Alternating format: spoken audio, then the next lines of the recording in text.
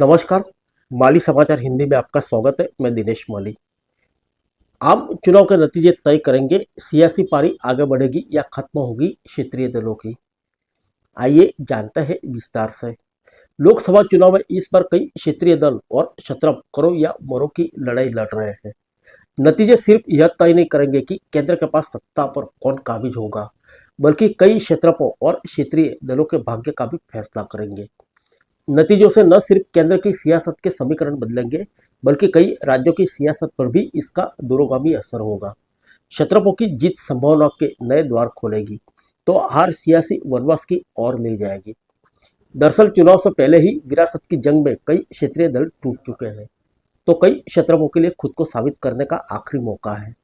केसीआर, शरद पवार, चिराग पासवान, ओ पन्नीरसेल्वम, ई के पलानीस्वामी और उद्धव ठाकरे के लिए चुनाव जीवन मरण का प्रश्न की तरह है।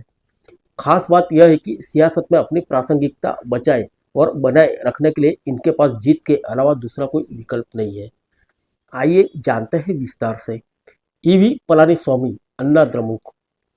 ईपीएस के नाम से मशहूर तमिलनाडु के पूर्व मुख्यमंत्री ई के पलानीस्वामी उम्र 70 साल ने 1974 में एमजी रामचंद्रन की पार्टी अन्ना द्रमुक से सियासी पारी शुरू की थी। जयललिता के निधन के बाद पार्टी में बची विरासत की जंग में वे सीएम की कुर्सी तक तो पहुंच गए, मगर 2021 में डीएमके के हाथों से सत्ता गंवाने के बाद पार्टी में अंतर्विरोध को संभाल नहीं पा रहे। वर्तमान में विधानसभा में नेता प्रतिपक्ष है। चुनाव से ठीक पहले पार्टी का एनडीए से नाता टूट गया है। कई वरिष्ठ नेता पन्नीरसेल्वम के नेतृत्व वाले गुट पे चले गए हैं। पूरी ताकत लगाने पर भी पार्टी पीएमके से गठबंधन नहीं कर पाई। शरद पवार, एनसीपी शरद पवार गुट। राजनीति का चाणक्य कहे जाने वाले शरद पवार उम्र 84 साल 5 दशक से सियासी करियर के सबसे मुश्किल दौर में है। भतीजे अजित पवार की बगावत से महाराष्ट्र में 4 बार सीएम व केंद्र में कई बार मंत्री रह चुके पवार की एनसीपी दो धड़े में बंट गई है। पार्टी के साथ चुनाव चिन्ह से भी हाथ धोना पड़ा है। उनके सामने कई चुनौतियां हैं। विपक्षी गठबंधन के साथ पार्टी के बेहतर प्रदर्शन और अपनी परंपरागत बारामती सीट पर पुत्री सुप्रिया सुले की जीत सुनिश्चित करने की चुनौती है। मुश्किल यह है कि सुप्रिया का मुकाबला अजित पवार की पत्नी सुनेत्रा पवार से ही है। नवीन पटनायक, बीजू जनता दल। 24 साल से उड़ीसा के मुख्यमंत्री और राज्य के निर्विवाद सबसे बड़े नेता नवीन पटनायक उम्र 84 साल की चुनौतियां दोहरी है। भाजपा से उनका गठबंधन होते होते रह गया। ऐसे में एक साथ हो रहा लोकसभा और विधानसभा चुनाव में उन्हें फिर से खुद को साबित करने की चुनौती है। जीत मिलने पर वे पार्टी के लिए मनपसंद उत्तराधिकारी तय कर सकेंगे।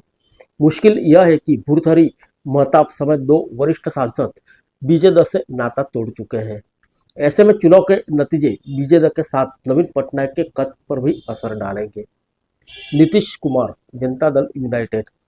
बिहार में सबसे लंबे समय तक सीएम रहने का कीर्तिमान रचने वाले नीतीश कुमार उम्र 73 साल बार बार अपना पाला बदलने के कारण में चर्चा में रहते हैं। विधानसभा चुनाव में भाजपा के साथ लड़े, फिर राष्ट्रीय जनता दल का दामन थाम लिया। चुनाव से एन पहले फिर भाजपा के साथ हो गए।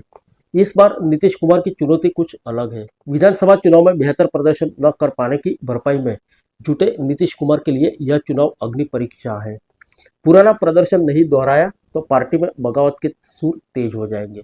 हालांकि बड़ी जीत से फिर यह साबित होगा कि राज्य में उनसे बड़ा कोई सियासी खिलाड़ी नहीं है। तेजस्वी यादव, राष्ट्रीय जनता दल। तेजस्वी यादव उम्र 34 साल बिहार की राजनीति के युवा और मुखर चेहरा है। पहली बार लोकसभा चुनाव की रणनीति का पूरा जिम्मा उन्हीं के पास है। बीते विधानसभा चुनाव में एनडीए को कड़ी टक्कर देकर चर्चा में आए तेजस्वी राज्य में विपक्षी गठबंधन का नेतृत्व भी कर रहे हैं। राष्ट्रीय जनता दल सुप्रीमो पिता लालू प्रसाद यादव सलाहकार की भूमिका में है। राजनीति में मोदी शाह युग की शुरुआत के बाद से ही राष्ट्रीय जनता दल की भूमिका सीमित हो गई है। पिछले आम चुनाव में पार्टी खाता भी नहीं खोल पाई थी। पन्नीरसेल्वम, अन्ना द्रमुक, WRRC। दिवंगत मुख्यमंत्री जयललिता के खासम खास होने के कारण वो पन्नीरसेल्वम उम्र 73 साल को 3 बार तमिलनाडु का सीएम बनने का अवसर मिला है। वैधानिक कारणों से जब 2 बार जयललिता सीएम बनने से चुकी तो अपनी विरासत पन्नीरसेल्वम को ही सौंपी। उनके जीवित रहने तक पन्नीरसेल्वम की पार्टी में निर्विवाद रूप से नंबर 2 की हैसियत रही। जयललिता के निधन के बाद तीसरी बार सीएम बनने का मौका मिला, मगर पार्टी में अंतर्विरोध इतना बढ़ा कि पद छोड़ने के लिए मजबूर होना पड़ा। निष्कासन का भी दंश झेलना पड़ा। वे Anna Dramuk Workers Rights Retrieval Committee WRRC बनाकर भाजपा PMK के साथ चुनाव में उतरे हैं। खुद रामनाथपुरम से उम्मीदवार हैं। चिराग पासवान, लोक जनशक्ति पार्टी, रामविलास। अपने पिता दिवंगत रामविलास पासवान की विरासत की जंग में हार के बाद जीत हासिल कर चिराग पासवान उम्र 41 साल चर्चा में है।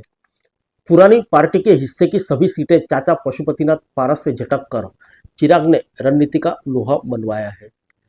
कभी पिता को एनडीए में जोड़ने में अहम भूमिका निभाने वाले मोदी के हनुमान की असली चुनौती अब शुरू हुई है। अगर चुनाव में उनके नेतृत्व में पार्टी बेहतर प्रदर्शन से चूकी तो हाशिए पर भेजे गए पशुपतिनाथ को नई संजीवनी मिल सकती है। के चंद्रशेखर राव, BRS। अलग तेलंगाना राज्य आंदोलन का प्रमुख चेहरा रहे के चंद्रशेखर राव 71 वर्ष ने तेलुगु देशम के साथ सियासी पारी की शुरुआत की। बाद में तेलंगाना राष्ट्र समिति TRS का गठन किया। लगातार 2 विधानसभा चुनाव जीतने के बाद राष्ट्रीय राजनीति की महत्वाकांक्षा में पार्टी का नाम भारत राष्ट्र समिति कर दिया। हालांकि बीते साल विधानसभा चुनाव हारते ही बाजी पलट गई।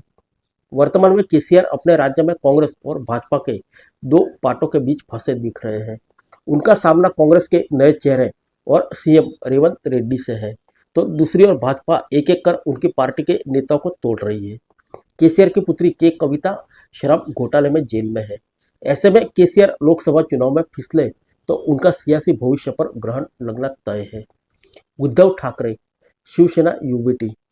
शरद पवार की तरह उद्धव ठाकरे उम्र 63 साल के सामने भी विरासत बचाने की चुनौती है। भाजपा से संबंध तोड़ने और एनसीपी कांग्रेस से हाथ मिलाने की कीमत उन्हें पार्टी में टूट और बाला साहब ठाकरे की विरासत पर जंग के रूप में चुकानी पड़ रही है। पवार की तरह उद्धव के पास भी अब न तो पुराने शिव सैनिक और न ही पुराना चुनाव निशान।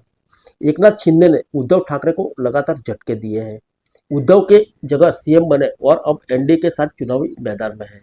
जाहिर तौर पर लोकसभा चुनाव के नतीजे न सिर्फ असली नकली शिवसेना का जवाब देंगे, बल्कि यह भी तय करेंगे कि बाला साहब की विरासत अब किसके साथ है।